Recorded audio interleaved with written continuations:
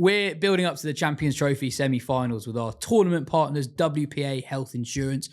For the last 2 years in a row, the only which recommended health insurance provider in the UK, offering a variety of options for individuals, families and companies of all sizes across the UK. WPA is a long-standing partner of Somerset County Cricket Club and are open to anyone looking to review their health insurance. Hello and welcome to the Wisden Cricket Weekly podcast. It's the end of an era for the England white ball setup after Jos Buttler stepped down from both white ball jobs in the aftermath of England's defeat to Afghanistan. We'll be talking about what comes next for England and also the knockout stages of the Champions Trophy that take place this week. I'm Yas Rana, and with me today are Gardner and Mark Butcher. A reminder that we've been busy on the old Patreon dailies after every England game. And we'll also, as a special present for you this week, because England were knocked out, do dailies after every knockout game too. And to give you a flavour of what we do over there on our extra weekly shows, we'll be dropping last week's extra weekly show onto the main feed this week. Let's get straight into it. Our WPA moment of the week is Jos Buttler's resignation as England captain. But was it the right time, even if the blame for the latest tournament exit doesn't entirely fall at his feet? No, absolutely. And I don't think it should be taken as a punishment for Jos Buttler for what has happened. It's just, I think, the end of a cycle for him. It's never sat particularly comfortably with him, I don't think, ever since taking over the captaincy, despite winning that World T20 in his first assignment after Owen Morgan. And I just think when you look at the team and its progress or lack of it ever since that he's taken over, it's been an absolute battle, whether it be in ODIs or even in T20 cricket. And there's certainly a sense that things have kind of stalled, got stale, and are now kind of going backwards. And it's a good time now, with 2 years away from the next 50 over World Cup and a World Cup coming up next year, to kind of reset the whole thing. A new partnership with McCullum at the helm, and try to get things moving in the white ball game in the right direction over and over again. It's a shame, a real shame for Jos. And again, I suppose the obvious thing is that England need him more as a world-class batter than they do as a tactical genius. And so therefore, anything that might improve his demeanour and improve his returns as a batter is only good for England anyway. His last innings against South Africa sort of summed it up, going at, I think, less than 50. And he struggled for rhythm for a while in ODI cricket. Just on sort of the spectacle of it, I found it quite sad watching him resign last week. And it feels weird to me that often the reward for being England's best player in a format is having the captaincy thrust upon you, even if it doesn't really suit you, often in really unforgiving circumstances. Yeah, and I also felt bad from just because you had to keep doing the same interview with about 3 different people each time. So did it in the press conference, and he obviously, he thought about what he wanted to say because he's that kind of guy. And then, TMS need their specific clip and Sky need their specific clip. So he's going around having to say this whole thing about, yeah, no, I'm not captain anymore. Yeah, it's really sad. All these kind of things. Yeah, felt really, really bad for him. And it is weird to think about how this will be remembered, because I know he's been captain for about 2.5 years, just under 3 years. And I kind of think that in the Jos Buttler story, it will sort of be a footnote, really. Like, it kind of, because there was so much focus on Test cricket, like from that point when he took it over, it was kind of always like, oh, and now we turn our attentions to one-day cricket for a little bit of time, then it goes back. And it always felt like there were so many extra forces at work there. I mean, he was taking over from Owen Morgan. He was never going to be the captain that Owen Morgan was. And so, all you can hold against him is that he wasn't the guy to follow on from England's best ever sort of tactician and leader. And that England went backwards in white ball cricket, but for reasons that were like almost entirely not under his control. But also he wasn't good enough to correct that. But so the more interesting for me is for Buttler, as you say with that last innings, is actually like, what can he do to kind of, in these last few years of his career, to almost like solidify his reputation as one of the greatest of all time? Because it is, I think in England, we obviously kind of take it as read that he, when we picked our ODI teams of the 21st century a little while ago, we both had Buttler in there with sort of no questions asked. But it is possible that, for future generations, when they look back on it, with the way that Buttler's career is going at the moment, that he might end up as a sort of a guy who is averaging more like mid-30s than close to 40s in ODI cricket. And then they'll look back and be like, what was the hype around this guy around? And I just kind of hope that he has that kind of Indian summer now, freed from the captaincy, to kind of, reassert how how good he was for that 6-year stretch. Firstly, when England were not good and he was their only good player, and then when England were really good and he was their best player. And appease the next generation of statos as well, as much as anything else. But who do you think should be the next captain? There was a fascinating poll on BBC Sport over the weekend that had James Vince and Sam Billings as the people's favourites. And don't get me wrong, they're some of my favourites as well. They're favourites of the pod. But neither has played for England in the last 2 years, yet these are the people's choices. More than 50% of people on this poll wanted one of those two to be captain. Well, that's as much a reflection on the people who listen to these types of podcasts, which are cricket fans, and those type of cricket fans would generally be county cricket fans as well as, well, even over and above international cricket fans, particularly when England aren't doing very well. And those two guys, Billings has obviously had incredible success as a captain in T20 cricket, both in the 100 and wherever he's been overseas when he's been leading. And James Vince has been, I think, without question, one of the best captains in domestic cricket for quite a long period of time, particularly in the limited overs stuff.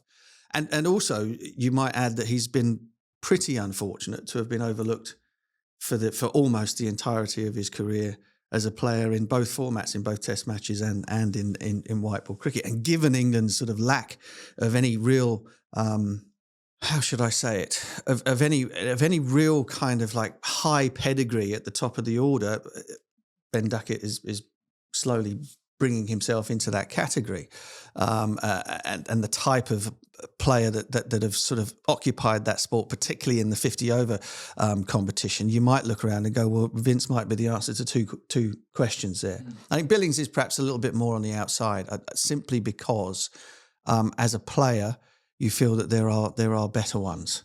That would do a similar role to him, keep a batter, maybe coming at 5 or 6 or whatever there might be, and so that perhaps goes against him. But with Vince, the opportunity in terms of the role that is gaping open for somebody to come in and fill very well, and also the captaincy issue, he then kind of rises to the top of those two for me. So I don't disagree with anything you've said, but isn't this insane that we're in a position that England have just been knocked out of a major tournament and we are looking like we're seriously considering players who the current regime haven't looked at for 2 years? It's only going to get more insane. I mean, I know we're going to go into this in more detail, but it will only get more insane as you get further and further along in the careers of players who've played a lot of 50 over cricket through the course of it, as they start to drop out of the side because age inevitably catches up with them, and then you're scratching around looking for people who have played virtually none. And so you're kind of clinging on perhaps to players of a generation that have got this sort of this background and these numbers behind them and this nous and know-how of playing in 50 over cricket, because you're scrambling around to find anybody else to fill that void. I don't think that James Vince or Sam Billings actually fall into that category, because I think they're both very, very good players and good leaders, clearly.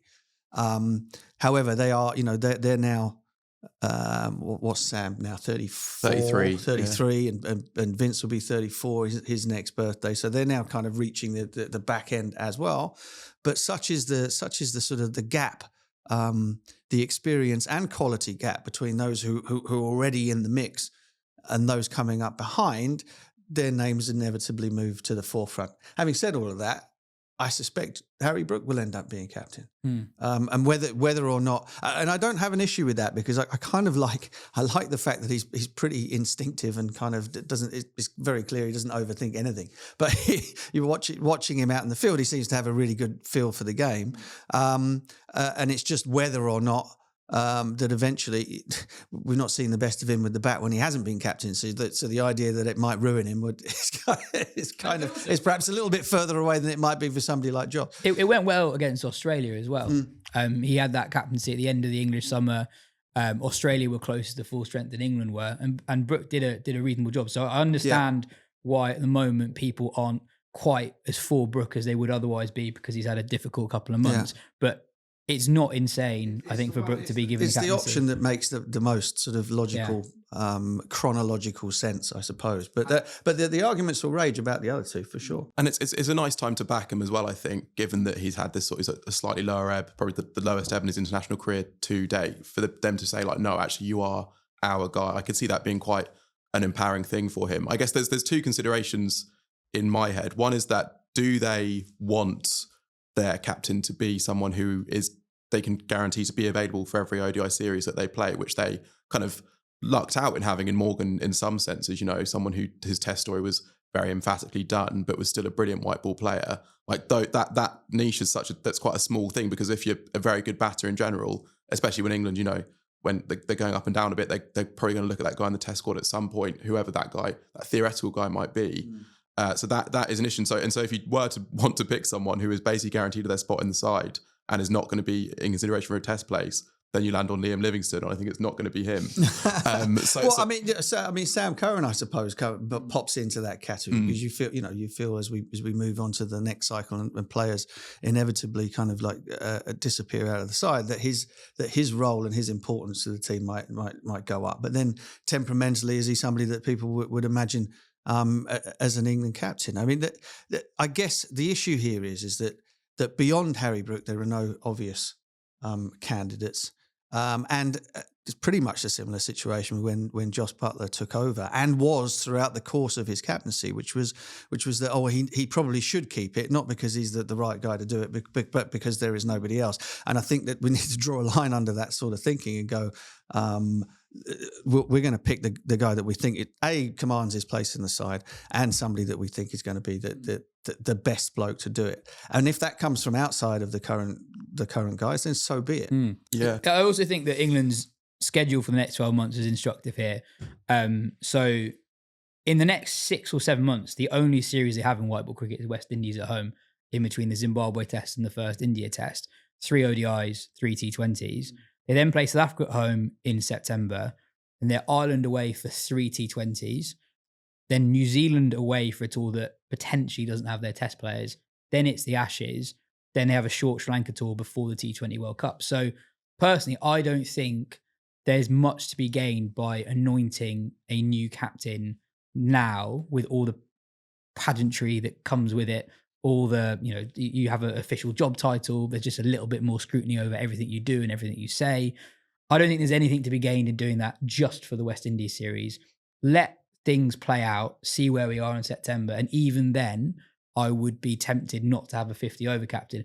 T20, I think it's a very difficult and different conversation, because you have a T20 World Cup in India and Sri Lanka in less than a year time that on current form, England are going to be nowhere near the favourites for. Especially given that they haven't really blooded in any new spinners. So I think that's a different conversation, but I would be more tempted than ever to just not appoint a captain and almost do it on a rotational basis for a bit. Because I completely see the logic of having a Vince Curran or Billings figure of someone who's not in the squad, but you'd almost want them to play a bit first before you give them the full-time job. I don't know. Yeah, no, I agree on that. And also, because I think you might be tempted, if you're going to make Brook ODI captain, to therefore make Brook white ball captain, and actually that question over his form and the responsibility of the job for a World Cup in India and Sri Lanka in particular, where the main thing that Brook has to work out as a batter is that playing of spin. That feels to me like a recipe for basically he can almost, his kind of white ball captaincy career could have a massive dent before he's had a real chance, a crack at the ODI job. And it is also going to be, the Ashes looms large as well. I mean, it's an incredibly difficult balancing act, and one that, as you rightly said, Morgan didn't have to tread because his Test match career was over, and he was solely focused on the white ball thing. So, and there is an argument right there for sort of not having Harry Brook be the captain, full stop, at this moment in time. So let's go back to your original question. I don't know. Quite honestly, I do not know. Cool. That's it for part 1. In part 2, more England chat.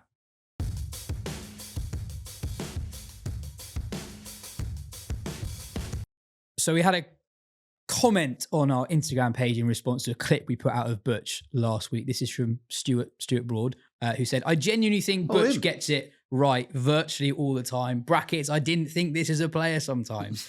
But what country does take 50 over cricket seriously? Which nation has a strong 50 over competition? England, certainly not." A big part of the discourse over the last week has been, well, actually, I know England don't play that much 50 over cricket, and domestically, there's not a 50 over competition, the best players playing it. but it's broadly similar for other countries. Is that true? Is that true? No, it isn't true. What is true, and the point that I have not made, it's been made out to sound as though I made it. The point I was making was about English cricket in general, sidelining the importance of 50 over cricket. It wasn't about the ODI players or the current white ball team not playing any domestic 50 over cricket, because no other international nation does that either. You know, if you're part of the Indian white ball squad, you're not going back to play in the what's the name VJ of the trophy? Yeah. That 50 over trophy for your state side or for your regional side, and the same goes for the Australian players. However, the point is that the players coming in underneath are building up a bank of experience in 50 over cricket, so that when you have either injuries or losses of form or questions over who should be captain or whatever it might be, you have a bunch of players ready to go who are well versed in that style of cricket. Now, I asked you over the course of the weekend, I set you a bit of homework to find out, because I mean, the conversation kind of lost all control, really. We had Michael Vaughan sort of saying, well, you know, England played loads of 50 over, 60 over, 40 over cricket in the 80s and 90s, never won. Got to a few World Cup finals, never won anything. It doesn't make any difference whether you play the format or not. And I'm sort of sat. I think I was washing the kitchen floor, listening to it on the radio, and kind of quietly seething, going, it's so disingenuous to make comments like that. And so I set you a bit of homework to find out how many caps combined, ODIs and sort of list A caps, that England's World Cup winning squad had back in 2019. Have you got them in front of you there? I do, yeah. I can't remember them off the top of my head. I mean, this is really, really interesting, these numbers here. And you've done a comparison between the 4 teams that have reached the semi-finals, haven't you, Joel? Yeah. So go ahead. This spreadsheet's a thing of beauty, by the way. It's the kind of thing that might find its way onto the Patreon if you were subscribed to that. That's a very good point. This will definitely end up on the Patreon. So England in 2019, when they won the World Cup, they had an average of 87 domestic list A games per player. The Champions Trophy squad is 36, and that's including players like Rashid, Duckett and Buttler, who've played loads, but all before 2019. So overall experience, England's CT squad is about half of all 50 over cricket compared to the team that won the World Cup. Give us what was the average amount of games for the 2019 World Cup winning squad across ODIs and List A was how many? 161. Okay. And for the England Champions Trophy squad, it's 87. 87. Okay. But the other thing there is England are vastly more inexperienced, but they are actually older in 2025 than 2019. The average age of the squad now is about 2 years older than the squad that won the World Cup. So you use someone like Phil Salt, for an example. Phil Salt is basically the same age as Jason Roy was when England won the World Cup. Yet Phil Salt, in the entirety of his career, has played 46 50 over games. Before the 2019 World Cup, Jason Roy had played 171. You can do comparisons between players at similar points of their career with England compared to other countries. So, for example, Jamie Smith last played a domestic 50 over game in 2021 when he had just turned 21. Rachin Ravindra is basically the same age. He played domestic 50 over cricket regularly right until he played for New Zealand. So that was early 2023. Similarly, Nathan Smith is younger than all of England's quicks. He's played 49 domestic 50 over cricket, which is way more than any of the guys, including actually the older guys like Mike Wood have played.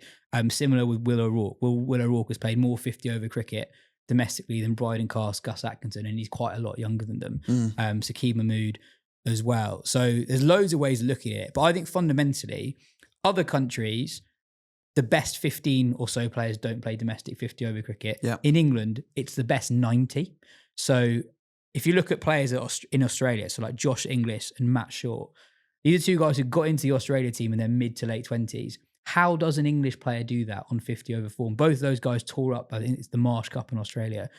They tore it up, got into squads, similar-ish to how Darren Milan did it for England 5 or 6 years ago. How does an England player do that now? Well, exactly. I mean, they don't. That's the thing. We were talking about Sam Billings earlier as a potential captaincy candidate, but his career just as a batter is instructive here, where at the end of the 2020 summer, Australia come to tour. He makes a brilliant 100 in a game that England lose, but he keeps them alive in it.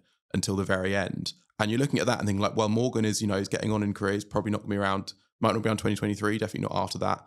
And Billings has, been the next guy in for a long time. This felt like a coming of age moment. Since then, he's batted 5 times, or since that series, he's batted 5 times for England ODI cricket. And he's, he did all right. He made a really good 71 in Australia towards the end of that. There's been other factors at play in there. And I think one of the things with this whole conversation is that there's specific things for each player and lots of things that, flow together in it. So he missed a tour of Bangladesh because he wanted to play in the PSL. And a lot of people did, and that was very obviously a tour that needed to take place from a money point of view. Loads of first team players not available. They ask a lot of the older guys they've generally not picked for major tournaments, could you help us out on this one? And they sort of all went, well, no, actually.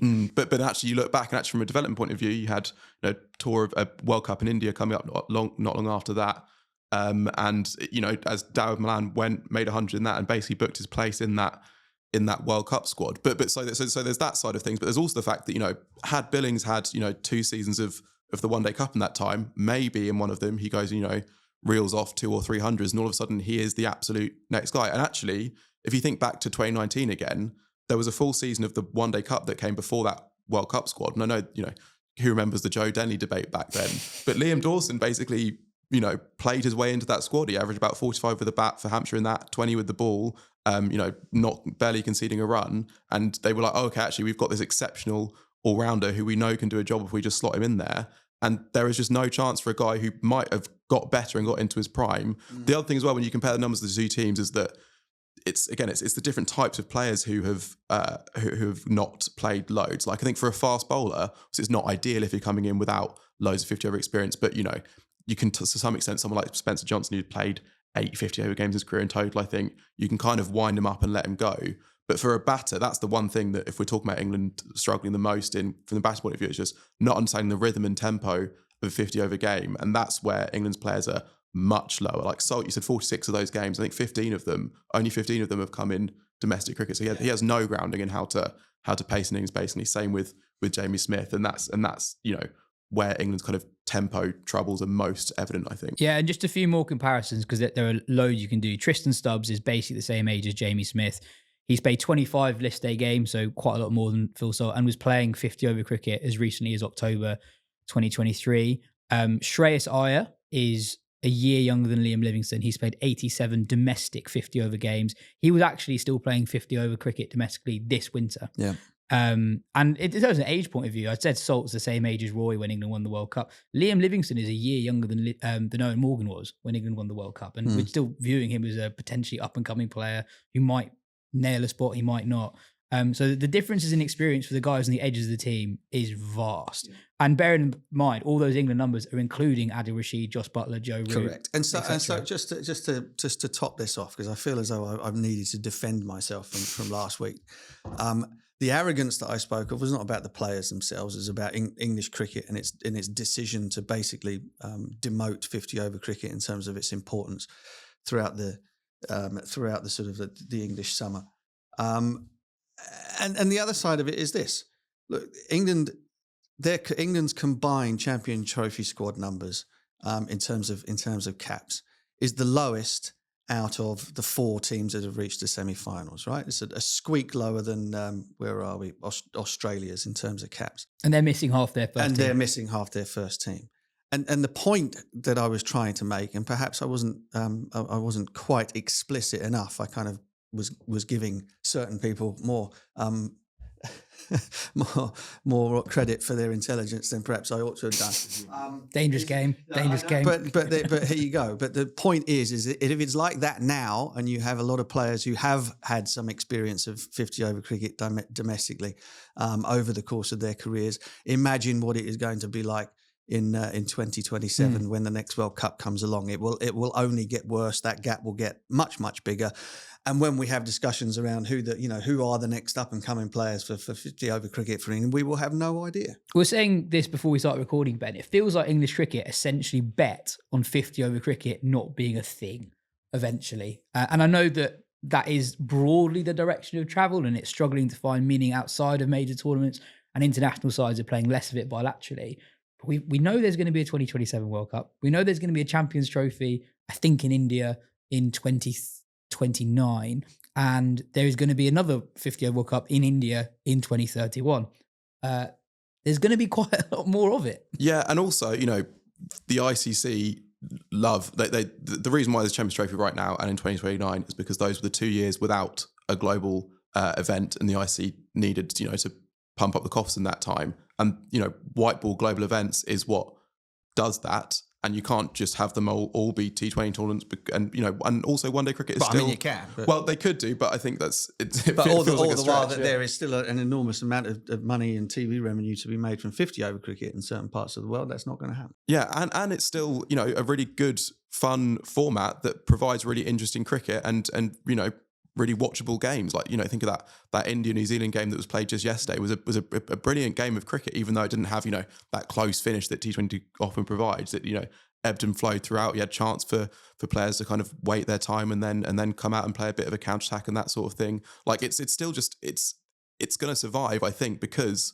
like for all that teams are playing it a bit less domestically. Whenever you put on these tournaments, and even if there's a bit of rain around, the games that get played are for the most part like really good to watch and really interesting, and people like them, I think. So yeah, 100%. Just a final note on this bit of the pod. So Varun Chakravarti's only played, I think, 17 50 over games, and he took a 5 for yesterday against New Zealand. And specifically, he pointed to the last 2 seasons of the Vijay Hazare Trophy, saying it's helped him understand how to be a good 50 over player. So it's not how much you have played, it's how recently you've played it, he said. And it really helped me to understand when I can bowl my incoming delivery or outgoing delivery or the straighter one or the top spin, whatever it is. It gave me a sense of awareness of when to bowl what. It is completely different to what I do in T20 cricket. Moving on. This is from Matt. And there were quite a few questions along these lines. He wrote, there is considerable disillusionment with the current regime from many England supporters. More to it than just the results. The whole "this is how we play, it doesn't really matter" mantra has backfired badly. McCullum's latest claim is the players care too much. Isn't this just spouting nonsense? So this is in response to a line from a McCullum interview with the BBC midweek after the Afghanistan game before the South Africa game, where he said England's biggest issue is that they care too much and are too hard on themselves, which isn't what I think most people have thought when watching England in the last couple of weeks, Ben. No, and actually he's deliberately saying this. He's putting this line out there because I think he said something very, very similar in the Jos Buttler resignation press conference. And there was a question that wasn't really about that. And he said, actually, can I say one more thing? And then went and said this. So he clearly has thought about this and wants to put this out there. And yeah, it's interesting because, yeah, as you say, watching it, hearing, seeing Livingston sort of lounging back in his chair saying like, yeah, we deserve to win that one. So not too bothered kind of thing. It doesn't feel that way. But equally, if he's in the dressing room, there's clearly something that he's feeling that feels like that. And I've got a theory about what is going through England's players' heads, basically. Like, I think that what they're worried about isn't necessarily like, is what I'm going to do. Like, am I worried about England losing this game, or am I worried about, am I crabbing myself up because I'm so worried about getting out? I think what the pressure actually is they're worried about impressing McCullum, basically. That's what it feels like to me, at least, watching Phil Salt and Jamie Smith go about their business, that they're worried that if they kind of, take a step back, sort of settle in, let the opposition, win the game for 3 overs or so, and then build a platform for the next stage, that they're going to, get back in and, and look at McCullum and think like, oh, that's not how he would have done that kind of thing. And that's the pressure that I see on them in those 2 cases in particular. And I think, because I guess when we're talking about this, it kind of comes to 3 players really who I think people are talking about here, which is Salt, Smith, and Livingston, and they're all separate players, and maybe we have time to talk about all of them, but I wanted to start with Smith in particular. The first thing is that he's definitely being told to bat like that. Like, I know Phil he thinks that that's less on McCullum, more on Smith. I think the most generous thing you can say to McCullum is that maybe he's not saying anything at all to Smith. He's not giving him any guidance. But I think that, you see Buttler in press conference saying we're putting Smith up to 3 because we want to give him a free hit to go out and express himself. You've got, Root is being pushed down from 3, which means if you're doing that, it's probably because you want a different profile of player there.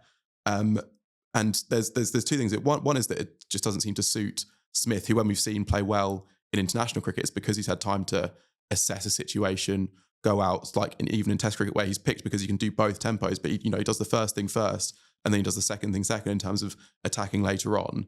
It doesn't seem to suit him. And also it just doesn't suit ODI cricket at all. Basically, England having this plan to have, 2 pinch hitters in the top 3 is essentially what it is with Sultan Smith.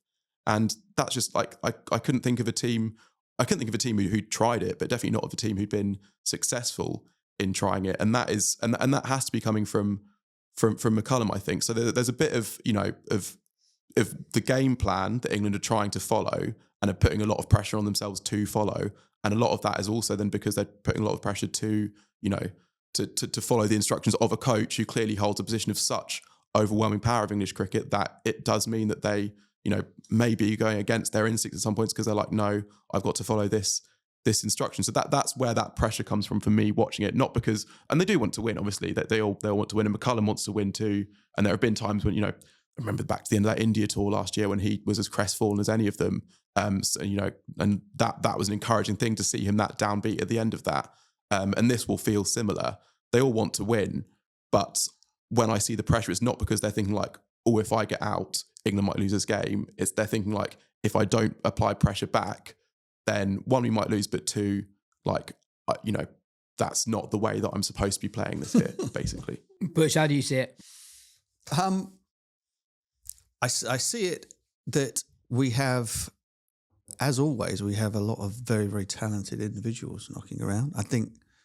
I just think that they've gone into not only the tour of India, but also this Champions Trophy. Again, both subcontinent conditions, different in their ways, but with a wrong-headed sort of game plan about how they're going to go about it, which falls upon captain and coach for sure. And what is going to happen as the team sort of regenerates, and it's going to need to do it very, very quickly, is that they're going to have to be a little bit less dogmatic in terms of the approach in playing 50 over cricket, and actually allowing players who have an enormous amount of skill, as far as I see it, to kind of to go out there and play the game that they see in front of them. And again, I think I said this last week. I hesitate always to point a finger when I am not 100% sure as to what is going on behind the scenes. But I think, the whole, I remember hearing that, the free hit quote at the beginning of the tournament, my ears kind of pricked up, and I'm thinking, well, there's only one way to take that, really. That you're not only on the player that's being asked to do it, Jamie Smith, but also in terms of kind of what you're thinking as an 11, that you're actually okay with it if you're 2 down in the power play type thing. It kind of just seems like a really, really strange thing to be thinking in a 50 over batting innings. And Smith is a much better player than that. So there's an enormous amount of talent. There seems to be quite a lot of confusion as to how best to play the format itself, which goes back to having that experience of it as individuals, and then the messaging that's coming from the top as to kind of, well, how do we collectively go about and make this thing? So there's a hell of a lot of work to be done, as well as trying to find people to replace the likes of Wood, potentially Butler, potentially Root, Rashid almost for sure prior to the 2027 World Cup. Get enough games in them, because the only games they're going to play is in the England shirt, and try somehow to find another. Well, you're going to need to find 3 spinners between now and that World Cup, because, well, listen, I hope Rash makes it, but the likelihood is getting slimmer and slimmer as the years go by, particularly as there is a lot of money to be made and a lot of cricket to be played in T20 tournaments around the world, and England are hardly playing any 50 over cricket whatsoever. Well, the other thing that I think has been commented on in the last week is why have the England Lions not played any 50 over cricket in the last 2 years? That's a glaring error, I think. Yeah. Were you going to say something? Well, yeah, it's just that I guess the point about, arrogance is a word that has been used, by Alex Hartley as well. And I guess you can get different types of this as well. Like, I think that one way in which England are maybe slightly deluding themselves a little bit is that they're close to being one of the best one-day international sides in the world, when I think that they're some way off it. And, the reason why I think that's because it's not that long ago that they were one of those sides. But I think the way they are trying to kind of set up and the way they're making decisions is because they're like, well, if we're going to be, the best side in the world, this thing needs to happen, and not thinking like, how can we be a competitive ODI side, basically, like, a side that maybe can punch above its weight given the the things that are set against us. That feels like that's why there's it's a more realistic sort of way of thinking about yourselves, I suppose. Whereas they're kind of picking players and having game plans that in a very best case scenario might go and dominate and play like a worldie and is against a really good side. Whereas actually, so some of the guys that they aren't picking, which I think we're going to come to a bit later, aren't going to be the guys who go and peel off an 80 ball 100 and help you make 400 against India, but are guys who will ensure that you get to that kind of that 280 score consistently. And I think that would make England a better team right now, even if it doesn't get them any closer to being the best side in the world, which I think remains the goal. And that is part of the issue as well, I think. Well, that's it for part 2. We'll be back for part 3 shortly.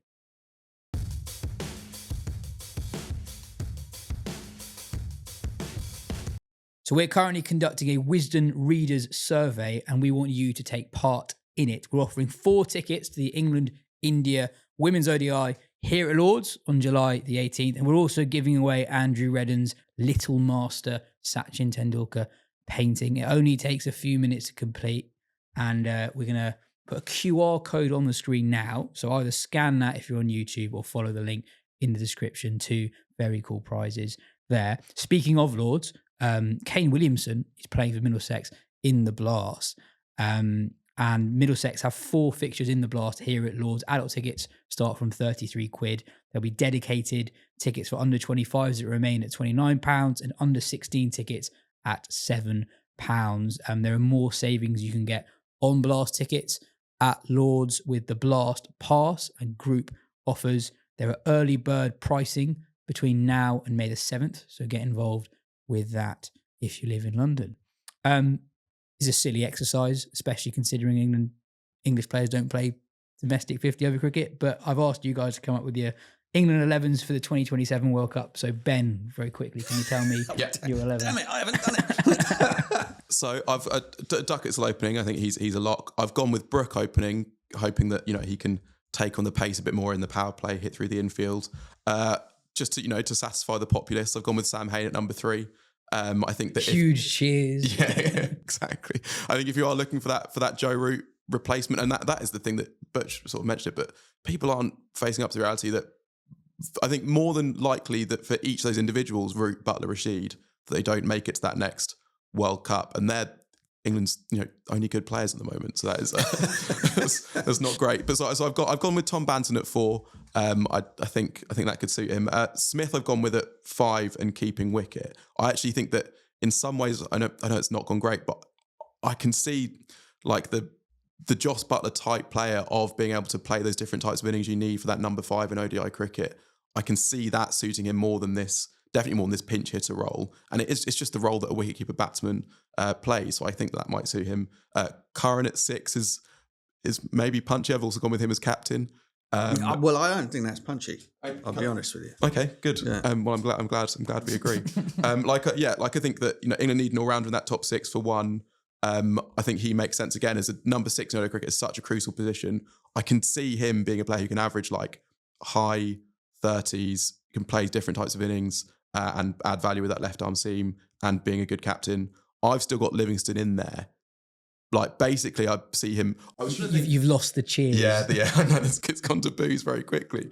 I was trying to think like he's not that different a player to Moeen Ali, really, right? Like their numbers, I think would look pretty similar. I think he would probably concede a little bit more with the ball, but he adds a bit more with the variety he's got. They both play really stupid shots, but they both have loads of talent, and they're at number 7 on ODI side. I was thinking this 2 things to say. Number 1, Moeen Ali got dropped and during England's victorious 2019 World Cup campaign, and I think that player is completely different depending on how batting heavy your top 6 are. Those 2 things are fair. I think Liam Livingstone batting at 7 in the side that won the World Cup. Very different to the side now, I think. But in the side I've got with Sam Hain at 3. Of course, yeah. Cheers again. And then the 4 bowlers, I've got Rian Ahmed bowling leg spin, and then 3 quicks, Archer and Cast, who I still think there is a one international bowler in there, even though it hasn't gone great. And I've gotten with Matt Potts to round out the attack, who was unfairly snubbed after that Australia series, and one small cheer for Matt Potts, I think. So you got no Bethel. I don't have Bethel. I guess I can see him in that that I squad. think is mad. Yeah, but I guess I'm just not sure what I think is his best role in a one-day side is at the moment. I can see the T20 thing working out, and maybe and he's one of those I think as well. Like I can see basically him not playing loads of it. Yeah, I guess if the testing goes great, then yeah, he's in there. And I think we really hope that will work. I think basically he's in my squad. He's probably my 12th man in that squad, but that's my top 6 for balance. Maybe he slots in over Banton, but I'm bit of debate there, I guess. I don't think it's close between Bethel and Banton. Yeah, I mean, I'm kind of willing to go with you on pretty much everything. I'm not sure about Harry opening the batting, but that's less of a quibble. But I think Bethel for Banton is kind of like that just has to happen. I've on slightly different balance, so I'm opening with Bethel. Bethel first made a name for himself opening in that under-19 squad, and he was so good early on in the power play. And I think there's a reasonable chance he either opens or bat 3 for the test side. So he opens and Brooke goes to 4. Yeah, well, so I've got Bethel Duckett. I think Sam Hain is the closest to what Milan was, so give that a go. I've got more faith that the old guys will keep going till 2027, which made my job picking this team slightly easier. So I've got Root at 4, Brooke at 5, Butler at 6, Curran at 7, as a batting all-rounder, really. And the other thing I'm really hoping for is Bethel's left-arm spin gets better in the next couple of years, because I think that makes England's team just feel better balanced. So your fifth bowler, great having a left arm. Again, that was something that kept buzzing through my head throughout the course of this conversation, was just we just, for some reason, everybody else loves left arm spinners in 50 over and 20 over cricket, and we don't. With Bethel going home was a big blow, clearly, to that. But even so, there's been ample opportunity for our favourite. I'm not going to mention his name because we mention him every time, but for him to have played at any point between the 2019 World Cup and now, and for some reason he hasn't played. And left arm spin, most teams are chock full of right-handers, left arm spinners in one-day cricket. Oh my God, yes, please. Well, so I'm very similar for the rest of the team, other than I'd go for exactly that point, Tom Hartley, as someone who I think just should be playing more international cricket at the moment. So whilst his test pick was a very Bazball vibes attributes pick, he got his first white ball selections for England totally on merit. He was the best English white ball spinner, probably other than the guy you're referring to, in the 100. And he was doing that at a young age, capable batter. I think he's someone who just makes sense as a 50 over bowler. You could see this could be a Mitchell Santner-like player down the line. So I think he should be playing a lot of white ball cricket for England. And Archer, Potts, and I couldn't decide who the third seamer is. Hopefully one of the young guns who's highly rated and playing Lions cricket at the moment. Sonny Baker. Sonny Baker, that sort of guy. He's got gas in. Jeez. Yeah. I saw him in the GSL, making his debut for Hampshire in that. My goodness. Proper genuinely quick. Genuinely quick. But as we've sort of pace isn't everything. The skill needs to be there. But he's certainly somebody that will be on England's radar very, very heavily in the next 2 years. Absolutely. Before we move on, we've heard about Gullivers travel in the last few episodes. This week, we're going to hear directly from them on what they've got in store for you next winter down under.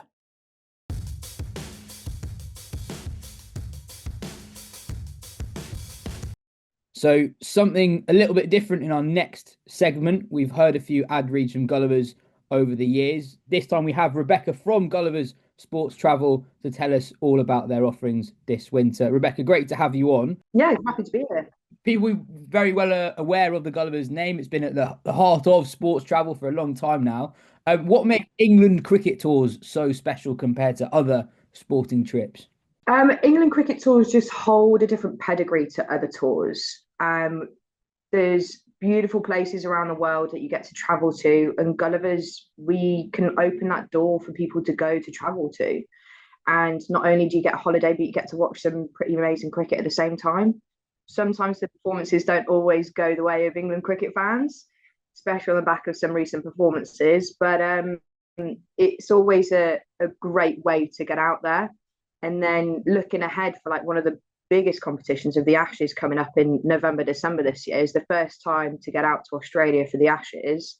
since 2017, 2018. Yeah, absolutely. I feel like even if it does go wrong, it's almost like a rite of passage for England cricket fans to go on a tour and seeing it all fall apart. But obviously hopes are higher this time round.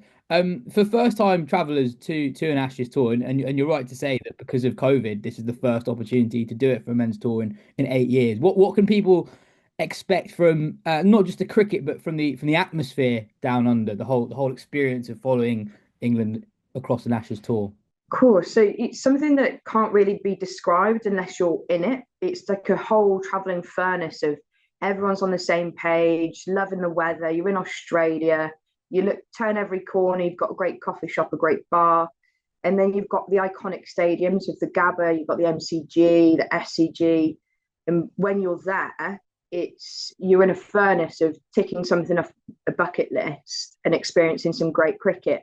And something that the Ashes holds is a pedigree of cricket competition, unlike anything other.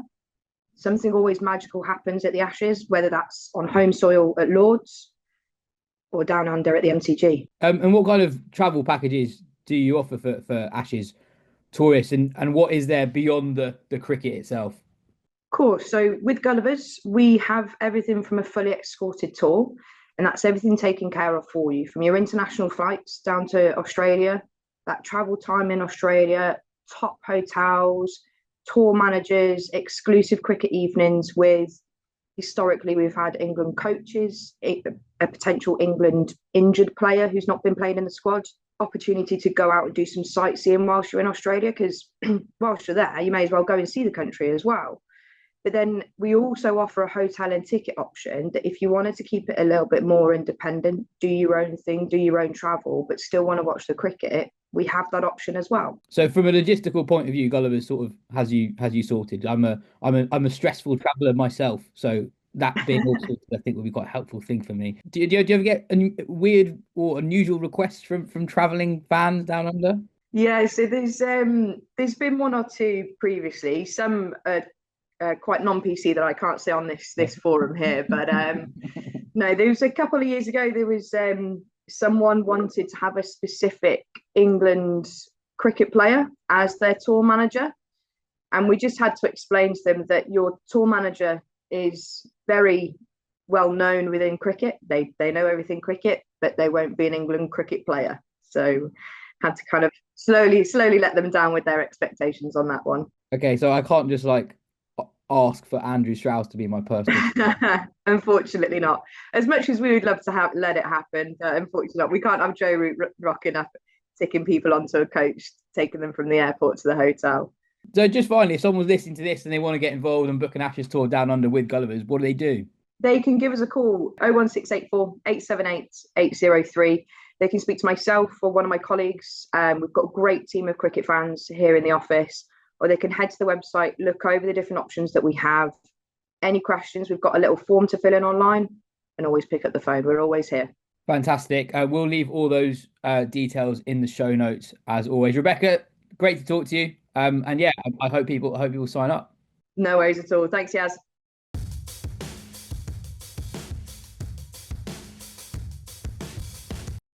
So to finish the show, we're going to look forward to the knockout stages of the Champions Trophy. Australia will face India on Tuesday in a repeat of the 2023 World Cup final.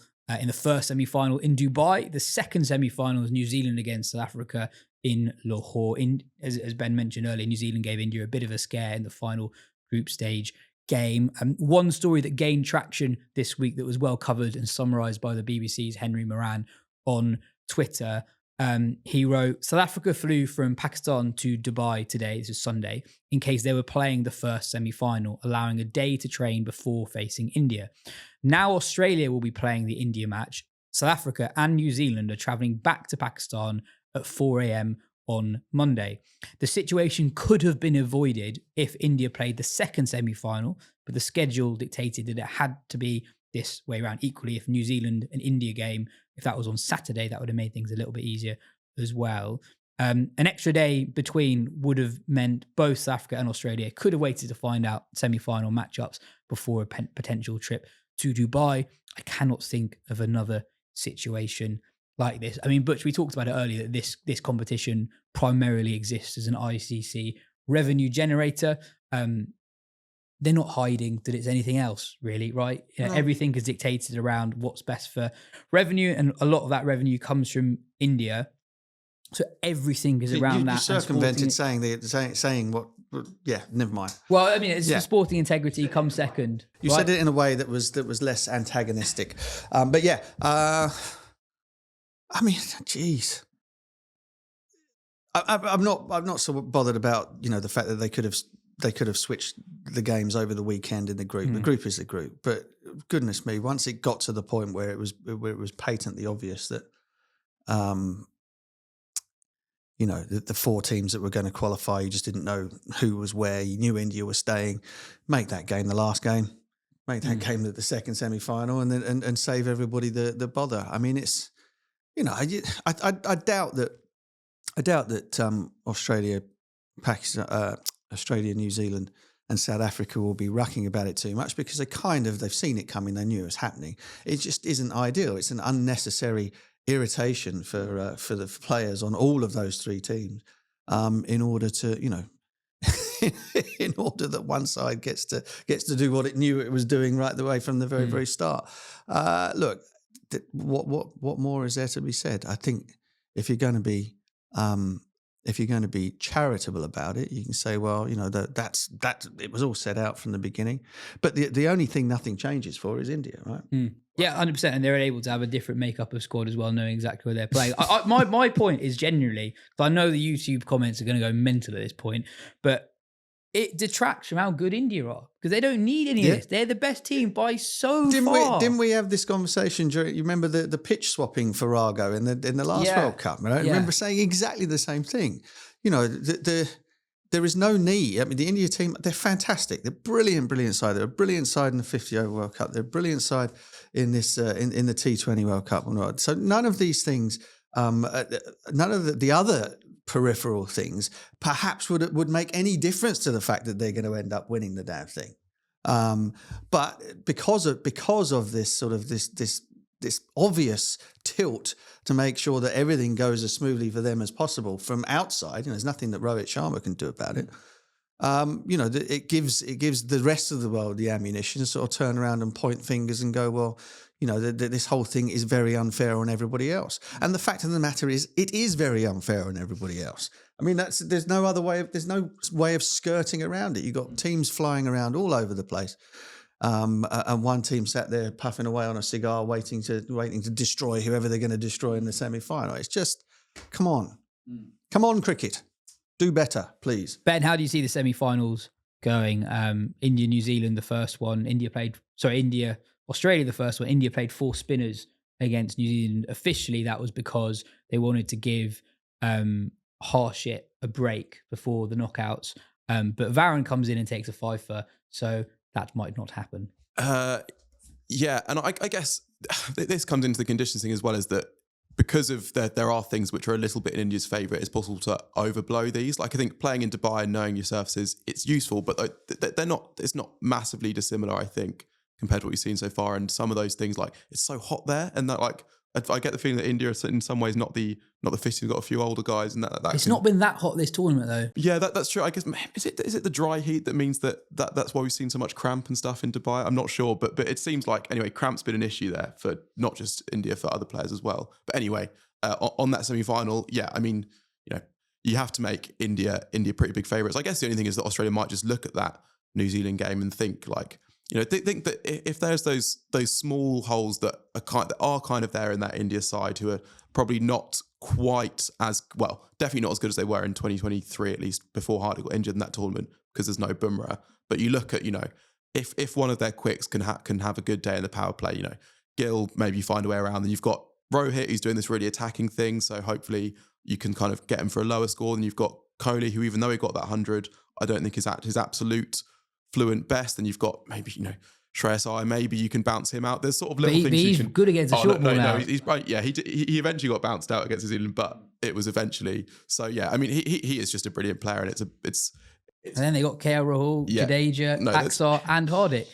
So you could take 4 in the power play, and I think you're still second best. Also, because there's all this kind of constant, or a bit of consternation about this fact that Akshar keeps getting promoted to number 5 against Kerr Hall. It's kind of obscuring that he's doing a really, really good job there. He's just like he would be in England's number 5 just as a battery, even if he couldn't bowl left arm spin. So it's hard to see a way around it for Australia. But there are some little things maybe that you can cling to. But that's and again, that spin attack, even when India only make a pass score as they did, like they can just tie you in knots. Well, they just suffocated New Zealand so much yesterday. So good. Well, I mean, I guess for Australia point of view, so Matthew Short is out of the tournament. Cooper Connolly's been brought in, which is interesting because Connolly does bowl a bit of left arm spin, so they could change the balance of the side if Connolly comes straight in replacing Short. Otherwise, you're probably getting Fraser McGurk in, possibly. The other option is Tanvir Sangha, who's only ever played 2 ODI games. He could come into the side if they think the surface is going to be similar to what they've seen and drop one of the left arm seamers. That's something they could do. You think Nathan Ellis with his pace off variations will actually go pretty well in Dubai. The other thing, it's just been such a weird tournament for Australia. I mean, I guess they did end up playing most of a completed game against Afghanistan and then it got rained off. But this tournament, they've had 1 completed game played. 2017, they had 1 completed game played. It's such as them in the Champions Trophy base just doesn't happen for them, and yet somehow they're in a semi-final this time. So that's all as well as that they're going to go into this having played 1 game very near the start of the tournament, won it, and then okay, that means we're in the semi-finals and we're up against one of the best ODI sides there's ever been. It's just an odd situation to be in, I think. South Africa and New Zealand both look very good. South Africa absolutely annihilated England on Saturday. New Zealand really pushed India yesterday. I guess the one thing I'd say against South Africa, if they beat New Zealand, is they potentially are not that well suited for more spin-friendly conditions in Dubai. Jansen is so dangerous with his extra height, and Mulder has done a really effective job as the 5th bowler, giving them a bit of extra. Yeah, he's surprised the hell out of me actually, because he's been.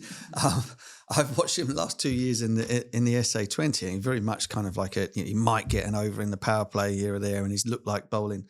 So 120 sort of serious sort of dob, and he was getting it down there at 135, 136 in there over the thing, and has been a really handy part of their attack. I mean, look. So just on Mulder, I've got a theory that in T20 cricket, an all-rounder who's like an okay seamer, you really don't want him. Yeah. But in ODI cricket, actually quite effective because they can just quite reliably do a job, and that's quite important. If you can just be relatively accurate, you're inviting risk. And therein lies the sort of like the difference between the 2 formats. You're actually, because batters are taking less risk. It works both ways. So the feeling, I remember listening to Dooley and co talking on the talk about the way that Jofra's bowled at times during the competition, and how often he's he started an over with a leg cutter or a back of the hand slower ball, and you're thinking these are all variations for when guys are coming at you. In 50 over cricket, they're not. Just hit line and length. And what you're saying about what Mulder has done and what bowlers like, the sort of bowler that I was, perhaps, for example, you could kind of get away with it as long as you can hold a half decent line and length, and batters aren't trying to like tear your head off in the first 25 overs of the game. So yeah, I agree. I'm not entirely sure, as you rightly say, it's suited to potentially to a final in Dubai against India on those sorts of surfaces. And then it's a question of, who have they got in the squad to bring in to help out. Got Shamsi on the bench. Shamsi's on the bench, yeah. And that would be, and there's your man. And again, his challenge, I suppose, would be that, again, the difference between how successful he is in T20 cricket, because he's liable to run in and drag the odd one down and bowl the odd full toss, but with batters going hard at you virtually every ball, that can be dangerous for them. But in 50 over cricket, bowling bad balls basically gets you smashed. So there is the balance for him. But it's hard to see past. It's so difficult to see past India simply because there are no glaring weaknesses either with the bat or with the ball. And their team makeup is ideally suited to the conditions as well, which is not to say that if they were playing somewhere else, they wouldn't be able to bring in other players who were ideally suited to them as well. They're just very, very good. Just quickly on South Africa, massive boost for them having Klaasen fit again for the final game against England. Last 5 games in ODI cricket, 86, 97, 81, 87 and 64, all scored at a really, really quick rate. He is so good. Even if you watch the highlights from the game on Saturday, the crispness with which he is finding the boundary, he is one of the very, very best players in the world. And if you're just imagining how does a semi-final or a final go weirdly for India, someone having the day of their life, like a Klaassen or a Miller, could be what their downfall ultimately is. And Klaassen is so good at the moment. Mate, can't disagree. I mean, he had an absolute, again, he had a stinker in the SA20. But it was inexplicable, really. But then I suppose if you look at the other way around, it's inexplicable his consistency up until that point in a high risk format. And perhaps his mind was on this, the 50 over tournament. I mean, he's gone out there and played. The spin bowlers are terrified of bowling at him. Because of that power that he has off the back foot to hit you straight back over your head for six. The way that he destroys spin, and so teams have gone at him early on with pace, haven't they? England did, and then he's pinging off these beautiful extra cover drives and looking wonderfully balanced and composed at the crease. So he's incredibly capable of doing that. I mean, and that's kind of it where you see the potential for something going awry for India is that somebody, Jansen, maybe in the power play, or Klaassen in a run chase or something, just has an unbelievable day out and takes it away from India. But man for man, it's difficult to see past him. Yeah, just Klaassen's overall ODI record is he averages 45 at a strike rate of 117. That is so good. Yeah, it's pretty good. Very, very good. Ben, finally, predictions. I really enjoyed in our chat how we weren't giving Australia any sort of hope. We said South Africa are going to struggle in that final in Dubai against India, and it's like no, I'm saying if they get there. If they get there, I'm not at all saying they're overwhelming favourites that New Zealand game. New Zealand have looked. Oh really no, good sorry, that's not the bit. It's the India bit. Yeah, the assumption about India getting there, which is that not so yeah. Are you saying Australia? No, I'm not saying Australia. No. India v South Africa, and I mean. You'd like to. That would be great. Also, from a narrative point of view, a redo of the last T20 World Cup final, which obviously such a heartbreak for South Africa. You say that's South Africa's side. I mean, amazing that Stubbs comes in for that last game, and you are looking at thinking like if he gets a score, you've got Van der Dussen under pressure. Maybe they'd stick with him over Van der Dussen when it was Bavuma that's back. But instead, Van der Dussen gets back into some form, and so you have a guy of the class of Tristan Stubbs who's carrying the drinks, which says something about West African cricket as it is at the moment.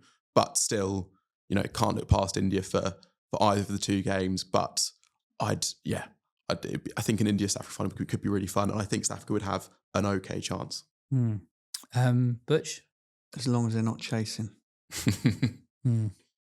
Yeah. I mean, listen. I'm no good with predictions, but I'd like to see that final. Yeah, I thought New Zealand also showed how they could beat India as well. Henry is one of the best new ball bowlers in the world at the moment. Will O'Rourke. I really like what New Zealand and South Africa do, and they have a totally brilliant strike bowler as their first change. So New Zealand have Will O'Rourke now that Jameson's into the side. O'Rourke comes on first change. South Africa don't open the bowling with Rabada. So I think if you start well with the ball, having someone like O'Rourke or Rabada coming on as the change bowler, you got the spinners coming on as well. New Zealand have Santner and Bracewell as well, so it feels like they can get through a lot of overs of spin if conditions dictate that. So there's a world in which I think that particularly Santner, I think he's fantastic to watch bowling in all forms of white ball cricket. His willingness to just take all of the pace out of the ball, control of length, in terms of the differing paces, and I think that again that all of those components make the other components stronger. So having O'Rourke coming on first change, you've got Henry who generally takes you a wicket or two with the new balls, fantastic, keeps the stumps in play the whole time. But because there is a threat, whichever part of the innings you're in, it makes them all better, doesn't it? Your collective makes everybody better as an individual as well. And they are, I don't think anybody would have said they wouldn't have made the semi-finals, New Zealand. I suppose that the one thing is again, do they have the sort of the overall belief and class to kind of go all the way and win the whole damn thing? Possibly, but I would say that South Africa, should they make it, have more of a chance of doing that than they do. That is everything for today's show. Cheers, Ben. Cheers, Butch. This has been the Wisden Cricket Weekly Podcast. If you want to hear our instant reaction to the knockout games, head to our Patreon channel. The weekly show will be back next Monday after the final. You're going to put those stats on? Put those stats on the Patreon? The stats will be on the Patreon as well.